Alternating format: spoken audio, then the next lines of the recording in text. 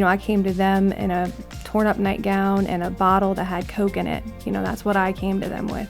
And actually, in my case, social workers warned them and said, this family has extensive trauma. This family has mental health complications, and that could happen to Sarah. Today we're going to talk about one of the most difficult issues in the culture, abortion. But what we're approaching this through is a deeply personal story of survival, compassion, and redemption. And our guest is Sarah, and I'm looking forward to the story and the unfolding of her story. It's going to inspire you and hopefully give you hope, especially moms who are thinking about abortion or, whether or not having this child is going to be the right thing to do. I think she'll make a powerful case for why the answer is life. Sarah, it is a privilege to have you with us here and Focus on the Family. Thanks for coming. I'm very delighted to be here. Thank you so now much for having me. it's really, I got a big smile on my face because you were an intern here at Focus on the Family in 2010, right? 2010. How amazing. Now, all these years later, you're like out there telling your story, participating and writing this great book, and you're standing up for life. I'm proud of you. Way to go. Thank you. And I think people are going to hear, why that is such a big deal as we unfold your story. Let's bring your mom into this. Before you're born, what kind of environment is she in? And let's, make sure people understand what trouble some of these women are truly in. Sure. My mother was a beautiful person, and she immigrated to America from Honduras, fleeing an abusive father, actually, with her sister. And upon arrival here, she quickly married her first husband, who was abusive to her. And then they divorced, and she got involved with another, unfortunately, predatory type individual in her life. And she had very little education. She was diagnosed in her life with paranoid schizophrenia. And she was really marginalized because of her race and because of her poverty, both things together. And so she was really a woman who suffered greatly, and not just because of her mental illness, but because of the individuals in her life that abused her, that took advantage of her. Yeah. So that proceeded before I was even here, right? So that was what her life looked like before I even arrived. So when I look at my story today, I have such compassion for her and more context and understanding what led her to the abortion decision with me. Which again is so good for all of us to hear, because we are all in to save that baby's life, but we don't always recognize the difficulty that women are in financially and emotionally. So it does paint that picture in a way that gives empathy to what she was facing. So she's thinking abortion. Yes. And describe that decision process for her, and then we'll get into what actually happened. Sure. So she was a woman familiar with abortion. She had 2 previous abortions in her past, and those abortions she regretted. She had a lot of grief over, but she felt she had no other choice, right? She couldn't afford the children she already had. They were living in poverty. Yes, they were living in below the federal poverty level, dire poverty. And not only that, but she had abusive individuals in her house. So when someone is in that kind of position, we have to consider that scenario very specifically, because that woman is weighing, I have a dangerous home here. I have a place where I can't even feed my children. So it's very easy to believe the lie and be deceived that abortion is the choice to make, right? The only choice to make. For me, what I understand is oppression can lead someone to sin. Oppression can lead someone, it doesn't justify sin, it doesn't justify abortion, but those things were the realities of her very life every single day. Yes. So she goes in for this abortion. What takes place So with you? She went to an abortionist. His name is Dr. Pallaby, and he was known for helping low-income women, minority women. And she went to him, and he performed what's called an induction-style abortion with me, which is a kind of abortion where they induce the child early in order to ensure fetal demise. And thankfully, at that time in his career, he was under review in 1989 for performing a botched abortion procedure where he left a woman with a partial hysterectomy. So he was already under review by Louisiana's medical board. So upon my delivery from that induction, I wasn't breathing. And he told my mother, she's going to be a mental vegetable. You should leave her to die. She hasn't had oxygen, just leave her to die. And in that moment, the most improbable heroine, my mother, said, I'm going to sue you if you don't get her life-sustaining care. This is right there in the abortion. Right there. You're on the table. Right there, on the table. Where were you at in development, gestation? 26 and a half weeks. So just over, you were just in that viable category at about 22 weeks. So, yes. Wow. So she convinced the doctor, begrudgingly, the doctor. Yeah, and she, in fact, responded. Yeah, he, in fact, she threatened and said, I'm going to sue you if you don't get her medical care. And I believe that threat was a life-saving one in his case because he was already under review with Louisiana's medical board. And then from there, I was sent to, he obliged, and I was sent to Children's Hospital's trauma birth ward in Louisiana, in New Orleans, and that's where I recovered from that. Yeah. I mean, most of us don't have that story where you're just out of the womb early. Yeah. And someone's trying to kill you. Yeah. I mean, that's like, wow, what does that do now that you're older and think about that? Mm-hmm. Just that thought of hearing, of course you didn't know what was happening then, but when you were told by your mom and others what happened, how did that make you feel, just emotionally? Right. It's like rejection from the very beginning. It's just a fact of my life. It was rejection from the very beginning. However, I do want to share this story with you. I remember when I was around 7 years old, and I guess I was brave enough at that time to ask her about the abortion. And I asked her why she didn't want me. Mm-hmm. And in that moment, in her face, I didn't see anger. I didn't see her rejecting me. What I saw was a woman who explained that she loved me, but believed she didn't have any other option, which is so contradictory to what we hear from the abortion industry, which is that this is an empowering choice, that it's about choice, when really women in these situations, it's a choiceless decision. Mm-hmm. But that stuck with me, that story, that memory. Let's roll it back a little bit. So you do come into the world. Yes. They do revive you. They take care of you at the hospital. You go home, I guess, with your mom into what kind of environment? Yeah, I describe it typically as a familial war zone for me. And inside my childhood home, there was no safety or security or peace. Our siblings were constantly at war with each other, warring for our mother's attention, warring for food, hiding food in bathrooms, eating bugs off the floor, being abused by older predatory members in the household. Oftentimes my mother, and I, again, believing she was trying to keep us safe, would put myself and the siblings under me in I would describe as a cage-like area of the home to keep us from the predators in our house. So it was nothing of any beauty or safety or what a childhood should look like, right? Yeah. It was incredibly painful. Hearing that, some people might go, wow, yeah, maybe I understand that abortion may have been a better thing. I mean, as Christians, we should never go there, and that's early church tradition. Christians fought for life from the very beginning, and we believe that everybody's created in the image of God, and regardless of your financial status or anything else. But again, a person would go, wow, was it better that you not be born? Absolutely not. Absolutely not. I mean, I know it seems so obvious, but people have been conditioned to an extent to say difficulty and trouble of that nature, where you're scrounging for your food, being put in a cage-like thing to protect you from older siblings who might hurt you. Wow, that's not much of a life.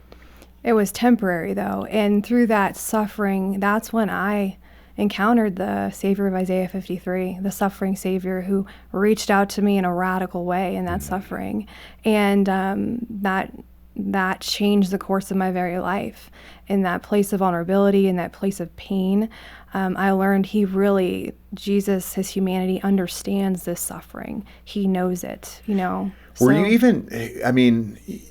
you aware of what this is not healthy, or was this, okay, this is just what life is, it's survival time? So after my entrance into foster care, And you're how old at that point? 16 months. Yeah. After my introduction into foster care, I definitely knew that during my foster care journey, which in time span was about 7.5 years, I knew that that was abnormal and dangerous. And I really did believe, and I knew that I would not survive inside the four walls of my childhood home. I knew I knew that this was going to end badly for me if I was going to stay. So now at a very young age, you're like, the adult awareness is occurring. You're having to grow up very fast to understand safety and what I need to do to survive. I mean, that's really something. Yeah.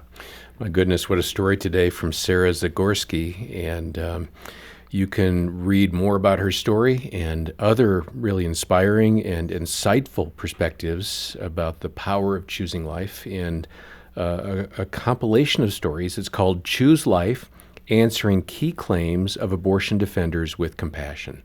We have that here at the ministry. Click the link below.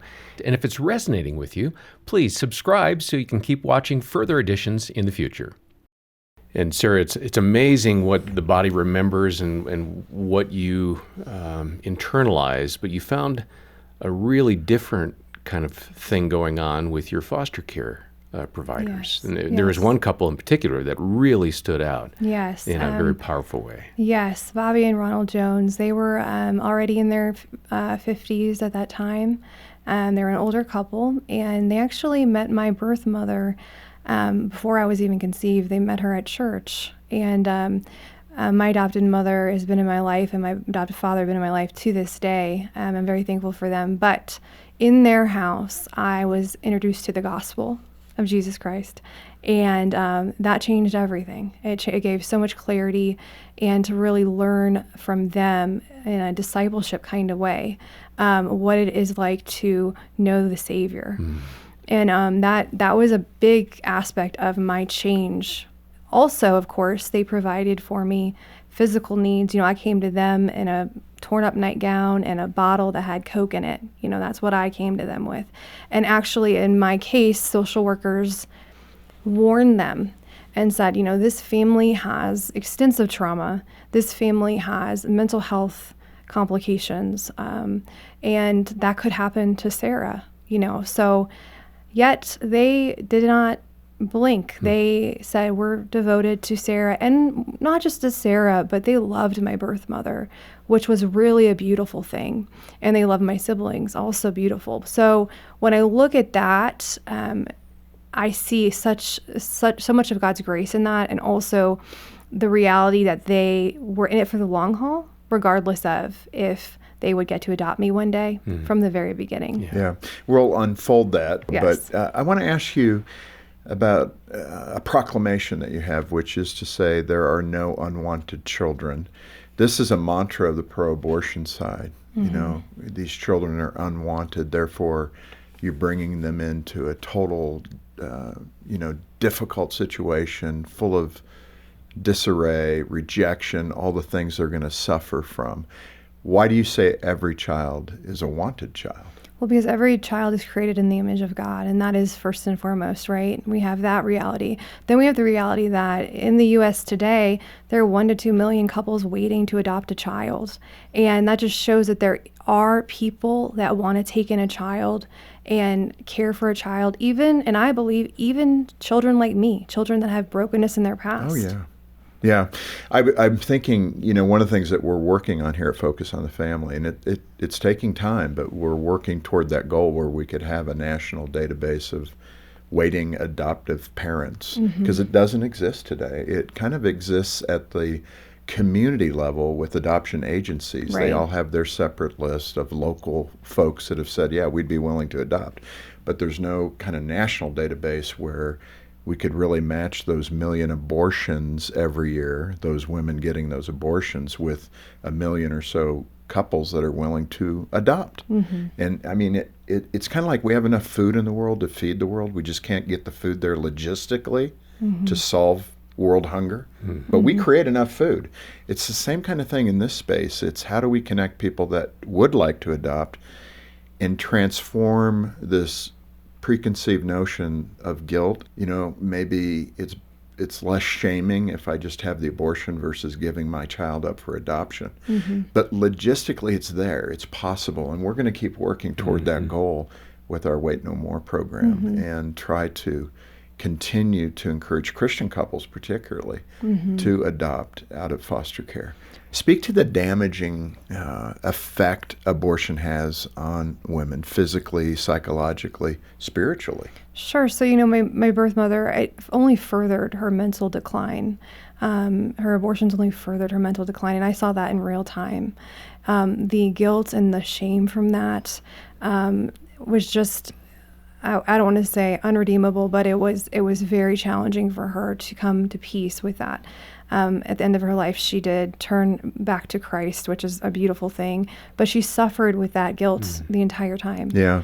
And she had an abortion before you as well, Two, right? yes. Two before you. Yes. So she had all that. Yes. What do you say to that? You're testifying in front of Congress. I'm sure you had a few nasty questions from some who would totally reject who you are. It's almost like they don't want you to exist. Right. I've seen those hearings. I know how they treat you. And yet, at the same time, I think this idea of the impact on women is ignored by them.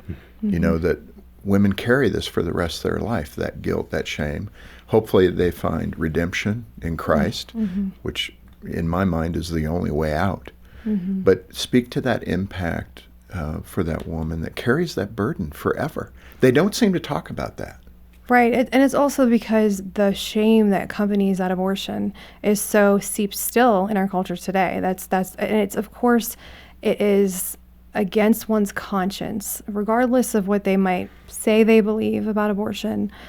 It is against their conscience to end the life of their own child. So there is a automatic guilt and shame that comes from that. The only relief, in my opinion, and healing comes through post-abortion counseling with the gospel presented as Jesus died for your sin. Because Jesus they can heal need you. Forgiveness. Yes. They need to feel that they're forgiven, Yes. and only the Lord can deliver that in the Yes. soul. Yes, Because absolutely. I can only imagine they can't even think that it's forgivable.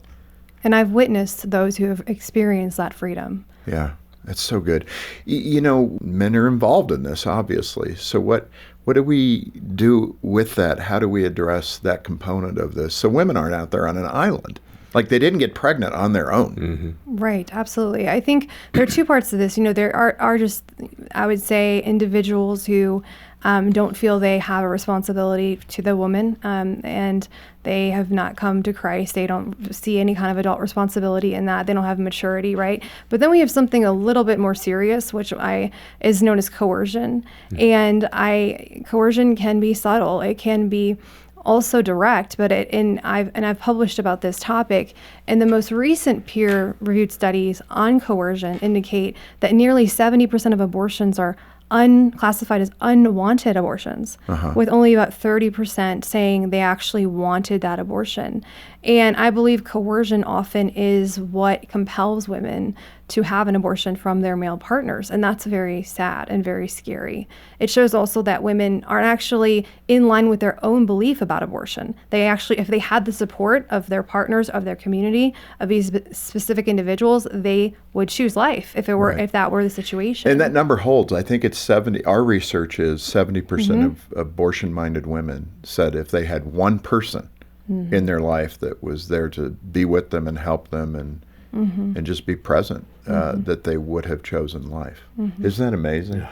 We've been doing something for years, about 20 years now, option ultrasound. I think we're somewhere around 550,000 babies saved. That's a lot. It is. That's a big effort. A lot. What we have found is when a woman sees, an abortion-minded woman sees that ultrasound, and we have some crazy stories where women will see the baby sucking its thumb. And they think it's just a blob of tissue because that's what they've been told. Right. But it's not. It's a developing human being. Toes, fingers, eyes. Right. It's right there to see. And when they see it, they're going, whoa. Yeah, in fact, the data shows that, and this is, I it's 100% true. It's close to 90% of women who view an ultrasound of their unborn child are then inclined not to have an abortion. And today, with technology as advanced as it is, we can see babies in 3D and 4D ultrasound. Yeah. There is no way, and the abortion industry still does this, but there is no way to say that child is not a member of the human family, that child isn't human, right? The science doesn't line up with that anymore. You know, the word fetus, the trick here is to try to disassociate the baby from humanity, Right. that it's not really a baby. Hey guys, fetus means human being. Right. It's Latin for human being. It is a Yes. human being, and we've Yes. got to start with that and stop again kind of recharacterizing that child as something other than a human Absolutely. being. This is the core of it all. Your mom, we danced around it a little bit, but at the end of her life, she did make a commitment to Christ. How engaged were you with her at that time, at the end of her life? How did you feel with that redemption for her, that she confessed to the Lord, she embraced the Lord, and that, according to our theology, you'll be with her in heaven? Yes, absolutely. I mean, that's a mind blower. Absolutely. I have great peace about that. I have great peace that she is free from the suffering of this life. I took a long journey down forgiveness, and I know we'll probably talk about that more, but I'm so thrilled that I will join her one day again, and that she is not suffering anymore here. But that was a long process for her, a very painful process for her.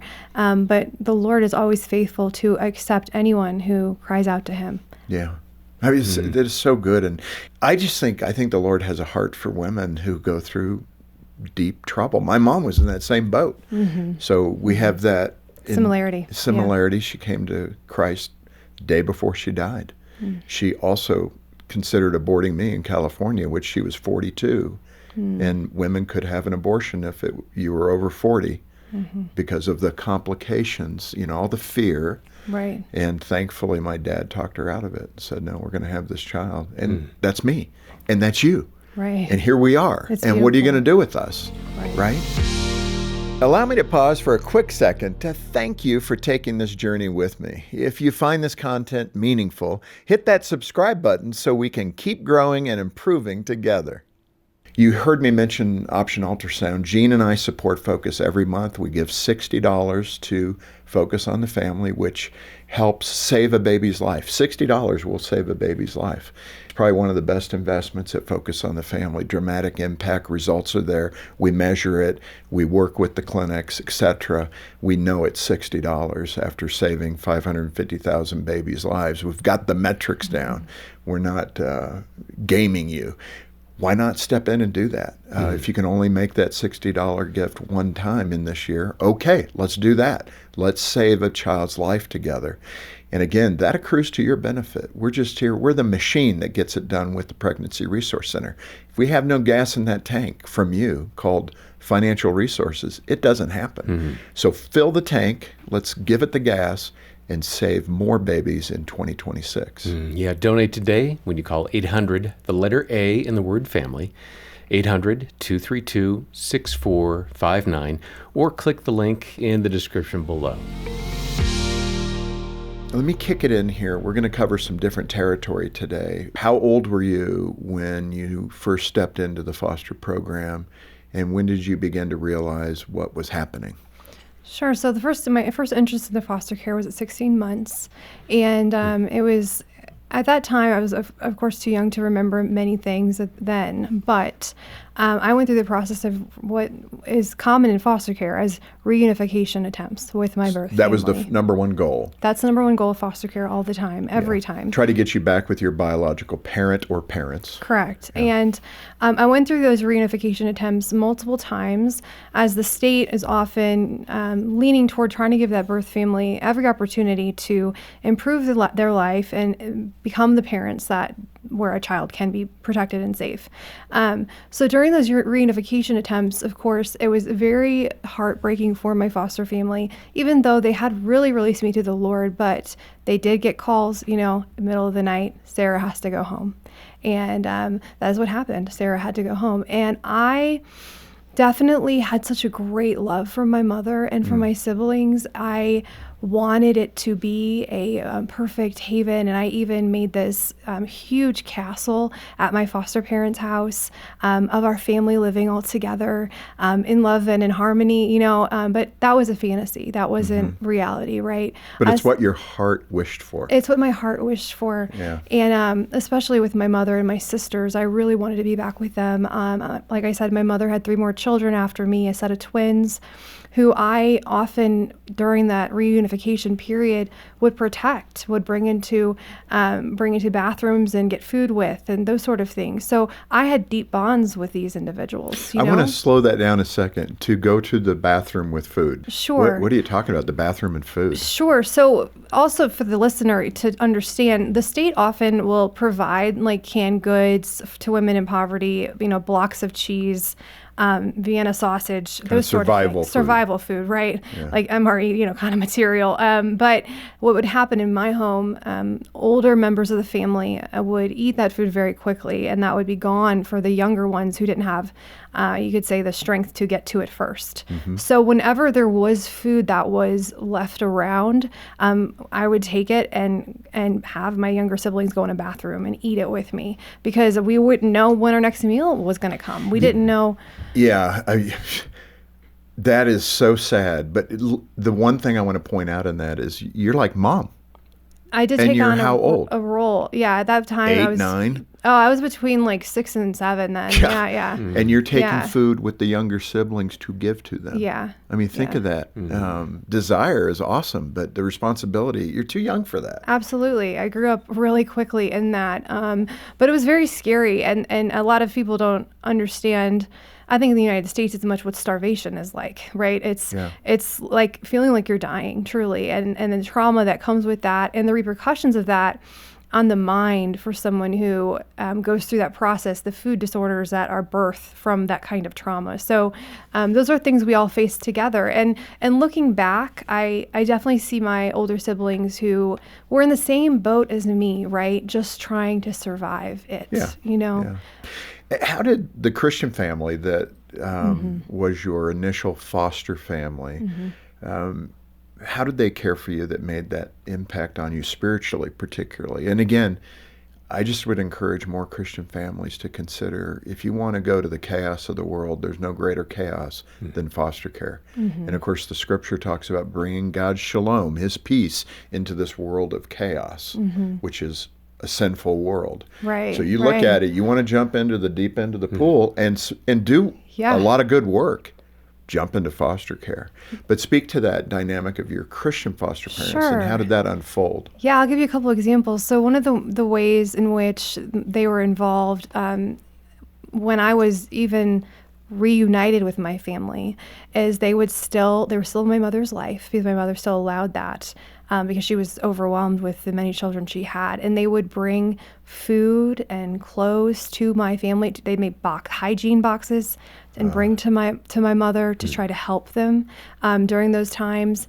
And also, there was a time where my mother allowed for, again, this was during a time where I was still with the family, where they allowed for my foster family, my previous foster family, you could classify as at this point, to take me to school. And my adopted mom was an elementary teacher. So she enrolled me in the school she went to, and she would pick me up from my house, my birth parents' house, and she would bring a change of clothes because my clothes were not suitable for wearing. And she would bring baby wipes and those kind of materials to clean me up before school and then bring me back. And that was so powerful because it showed her love for me regardless of how foster care panned out for them. Yeah. How it really panned out for them. Well, and the dignity. When you look at that and felt that at the time, you got me crying now, but that being aware of that in itself is really amazing. Yeah. What's happening to me right now? Yeah, it was healing. It was powerful. It was Christ at work directly, intimately. And, they would throw birthday parties for my other siblings. They did everything within their means to support my mother and her children. Mm-hmm. And of course, they said from the beginning, regardless of how this turns out, we're going to love Sarah no matter what happens to her, and that was powerful. They were committed to the end, a long-term situation. This is maybe an unanswerable question, but we share some similarities. Mine was not as tragic as yours, mm-hmm. But was it enough to offset the lack of what you may have perceived as normal or love from mom and dad that you didn't really have? It did not replace mm-hmm. that. It was something that provided hope throughout the process, which was life-saving for me to have hope at all. And I think one of the difficulties for us that have done foster care, all you can do is show up.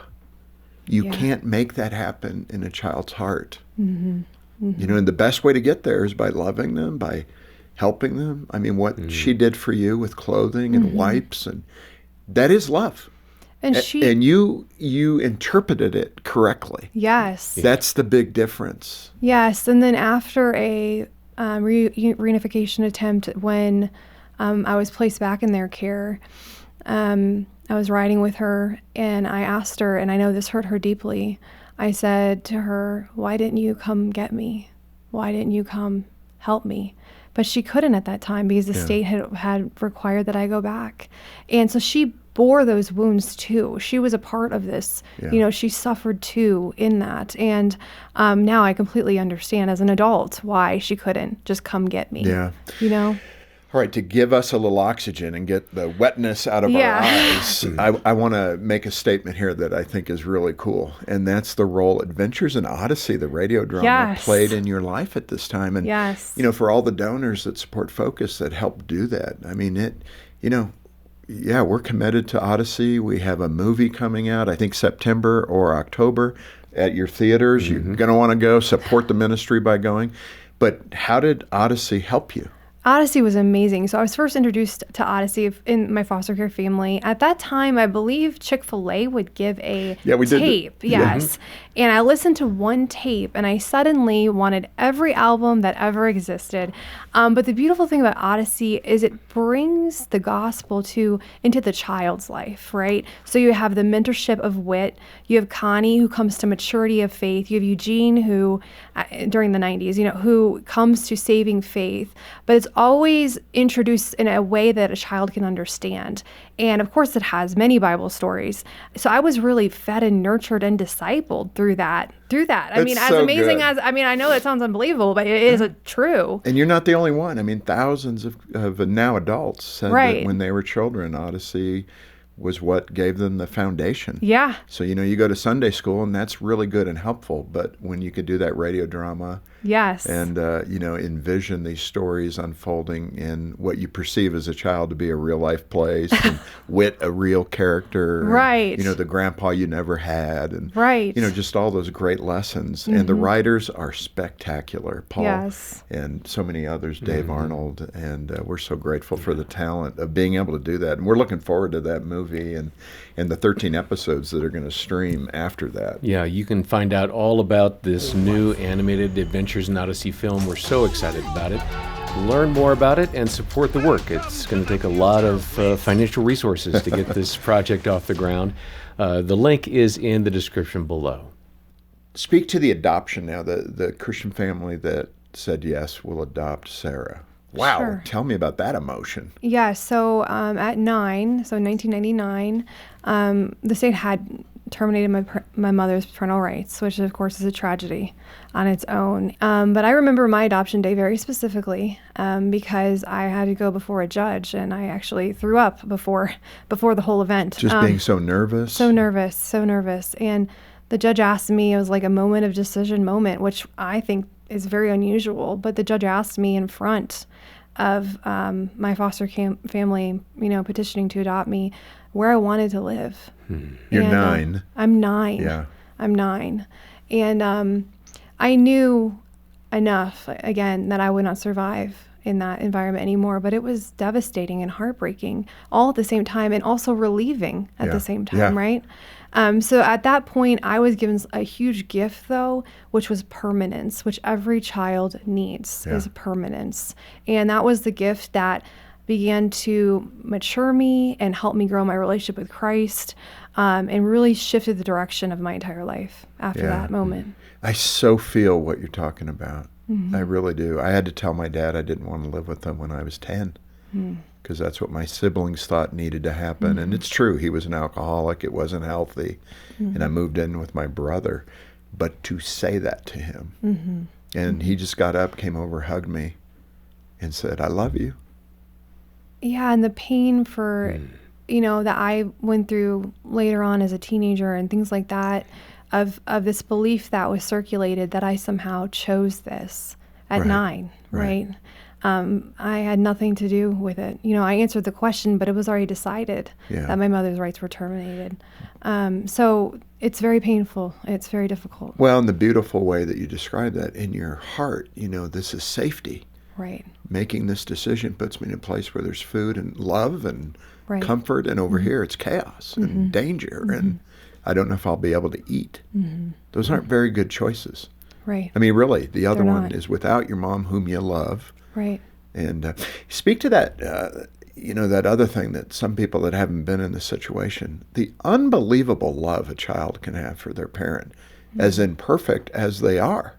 It is amazing how we can love as a child through all the bad stuff. Oh, I adored my mother. Yeah. I loved her with all my heart. I never wanted that to happen. I never wanted that to be my life story, to leave her. And I always wanted her to improve. I believed I had this childlike, you can call it being naive, but I believed she would pull through and things would improve. But time and time again, I learned it didn't improve, but the love never changed. Sarah, if I have it right, your adoptive mom had an abortion element to her story, and her story has led you to this point of speaking so boldly for life. Is that right? That's correct. Yes, my adopted mother is another heroine in my life. She had an abortion in Milwaukee, Wisconsin, when she was in her 20s, and that was the only pregnancy she ever had.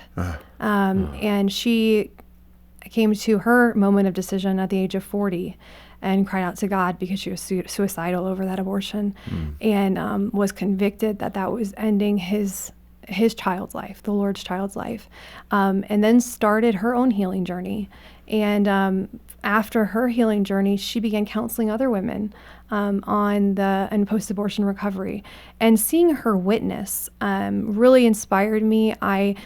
She would hold a sign outside facilities that said, "I had an abortion. Please come talk to me." Wow. And I got to witness that devotion. I want to ask this tenderly, because so often in doing foster care, you're given a sheet. Are you able to accept? And then there's a whole list of things. Food hoarding, head knocking. It can be lighting fires. I mean, there's no normal box. Do you feel like when you look back on your life, did you come into that foster and adoptive situation with baggage? What were the boxes for you? 100%. Absolutely. No doubt. I saw many Christian counselors. I saw psychiatrists. I saw many different specialists in mental health things. I had issues with food disorders. Wait, come on, that's completely reasonable. It's just the truth. Your body remembers the trauma you've experienced. And that was true for me. So I had to go through a lot of healing and recovery from that time in my life. But my Christian foster care parents, later adopted parents, provided that support. They provided. There were times as a teenager I was suicidal. I mean, it wasn't pretty, but it was Christ throughout it and them alongside me. Wow. I mean, just steady, consistent. Absolutely. I mean, that's so good. I mean, we would look at you today and how you're expressing yourself. We're going, wow, she's an amazing woman. But you had difficulty. Yes, I just want to make sure that is there and people know that. You have to work out those Yeah. things. Yeah. And then, too, the tragedy in my family, not to be so sober with you today, but the tragedy with my family is I've had 3 siblings pass away. Both, and then my mother passed away and my stepfather passed away. So a lot of tragedy. And a lot of that comes from the ramifications of the abuse and the pain they experienced in their life. You know, Sarah, this is an extreme situation, obviously. Yes. And, all the degradation that you were facing. And again, I'm so proud of you. I wish I could have been there to be that foster dad for you. Gene would have been right there with you. But I'm thinking of even intact biological homes where things go wrong. Yes. This is far more desperate, but it's like every marriage and every family is a stench to Satan. And he's going to try to crush us at every turn. Look at the unfortunate impact he's had on marriage in this country. Oh, absolutely. But in that context, that woman that had that abortion, who, many in the church, and that's just a real statistic, like 1 in 4 women have had an abortion. And that data set, from what I understand, is very similar to the women attending church. So there's this guilt. There's this, and women are so good at bearing guilt. You really do look at yourselves first and say, what did I do? Right. And you put that in the context of murdering your own child. Right. How does a woman really feel like God could take that from her, take that sin, and set her free? Is it possible, really? Absolutely. It's just the simple fact of the cross that Jesus died on. He died for the sins of humanity, whatever that sin may be. It covers it. It erased. She's white as snow. And I believe that with all my heart, because I've seen it with my adopted mother, and I saw the suffering and the guilt from my birth mother, right? But the cross levels us all out. We're all sinful. We all are prone. The scripture says our hearts are desperately wicked without the Lord. But the Lord wants us to be free. And that's what he wants for that post-abortive woman, to be free of that guilt, free of that shame, acknowledging it for what it is first, right? Having moral responsibility, understanding I ended the life of your child, Lord. But then to experience the freedom afterward of, I don't have to carry this anymore. Jesus bore it for me on the cross. Yeah, that is so good. And I think that's the main thing that I wanted to get across. If you're in that spot, you just can't feel it. Maybe you've tried. You've gone down at your church several times. It just hasn't felt like it's gotten to that point where you feel free of that sin. Give us a call. We have caring Christian counselors that can help. What in that ingredient, if I could call it that, talking to women, counseling women, working in the pro-life movement, what tends to be the most positive way that a woman can get there? What are those things that pour into her life? So a couple of things I think are important to remember is that a woman that's making the abortion decision is often a woman in what would be described as a crisis situation, not thinking through the future, only thinking about the here and now, right? But what they really need from the Christian community is this understanding of, we are going to show you compassion. We're going to show you understanding about what is going on in your life, and we're going to help you and unravel how you can raise your child with support. And that's really important, because women in these situations, they don't have the luxury of judgment. And I don't say judgment as if we are somehow condoning abortion. We're never condoning abortion. Right. We're always telling the truth about what abortion does. Yeah. But we're reaching in. We are trying to get in her shoes and say, let's go through it together. Let's walk through this together. How can I help you before you make this decision? Let's look at every other way that your life could be, and let's also look at the future of what your life could be. It's walking her through that, and if she's a Christian, reaching out to her with the message of the gospel and the message of hope, and that she will not be in this moment forever. I just hope people, women particularly in this situation, will grab a hold of that. Don't live in that despair, that guilt, that shame. Let's work together to get you to a healthier place. And you're doing so much to do that. Thank you for what you've done. Let me end here, because we've had this experience. You said you showed up in a stained nightgown and a half a bottle of Coke or something, right? Yes, that's right. That's so typical. What's really typical for foster care, which it was true of me. I had a hefty bag, a garbage bag Garbage of bags, clothes yeah. and when we probably had 15 kids come through our home over 8 years or so with foster. Always the same story. Mm-hmm. It was a trash bag of clothes. So one thing that we've done here with the team, Dr. Sharon Ford and the team that work every day to help kids get connected into foster care and foster families, Christians to step up. And I so appreciate what they do each and every day, but they created a suitcase bundle. And so that dignity issue, like what you Absolutely. felt. Yeah. So we provide, you're able to supply a duffel bag with a children's Bible, with a little teddy bear or stuffed animal, with a handwritten note that the team or the church that we work with to put these kits together, they'll sign those cards to that child saying, you're worthy, we see you, you're made in the image of God, we love you. And join that. I mean, that is like the easiest thing you can do. We're not asking you directly to be in foster care, but can you do that? We've given, I think, over 50,000 of these away to local foster agencies to work with, and they love it. So let's be the light of Christ as Christians. Let's supply that to show dignity. In addition, we want to expose you to the great work of Wait No More, our foster adoption efforts here at Focus. Go to the website, call us, whatever the Lord's laying on your heart. If He's saying you can come around and provide help to a foster family, it's called respite care, and it's a word that simply means get around them, maybe go shopping for them, do their laundry, whatever might be helpful to them. And then it just keeps going from there. I love my wife, Jean, when we were talking about this program at Focus, and I got home and she said, if you're going to ask other people to do it, then we need to do it. And I said, no, I was the foster care. I paid my dues. Isn't that terrible? No, I think about it. She just gave me that great wife eye. Like, that sounds dumb. A lot of Christians think the only way to support foster care efforts is to foster themselves, but the foster care community needs support in a lot of other ways. Yeah, we have found that like a 5-to-1 ratio for if in your church a family does foster care, if 5 families will just gather around them and help them with the things that I'm talking about, shopping and other things, they'll be very successful in that. They just need help. They need a weekend break, all those kinds of things. Right. So Sarah, with all of that, just thank you so much for being with us. I just want to be your dad. I just so appreciate it. I'm so proud of you and what you've done. I'm grateful you were here for the internship all those years ago. You're like my star person. And listen to Odyssey and just God bless you, as He obviously has been doing since you were born, and even before you were born. He was in your corner. Yes. Nothing better.